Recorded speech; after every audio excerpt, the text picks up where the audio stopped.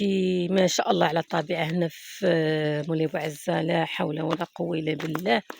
وأنا كاين شي بعيد شوية ورانا قربتو، ولكن راه شي حاجة رائعة. كيفاش هاد الناس بانيين هادشي؟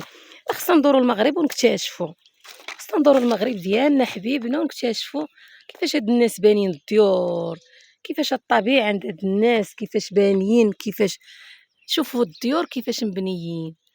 اختي لا حول، شوفوا الديور العلو ديالهم وفوق الجبال بانين الديور. زعما حنا اللي عندنا عباقرة، الناس يقراو على الهندسة تيعيو ولكن ما يقدروش على المغاربة ديالنا صراحة. ترى الطبيعة فكرتني في سيد السايح في بالجعد، غزالة غزالة غزالة غزالة. شوفوا الجبل كي داير عباد الله، من ريوت هنا من كيبيعوها القبطة، هنا اجي خودي حشي ودي شي حاجة زعما زوينة امبيكابل.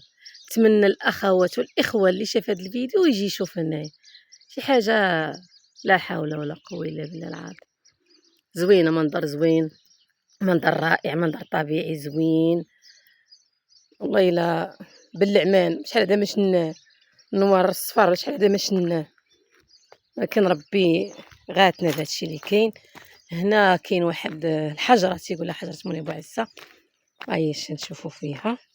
عاد غنطلع للفوق، كاين شي حاجه خارقه للعاده المغرب عندنا فيه ما نشوفوا،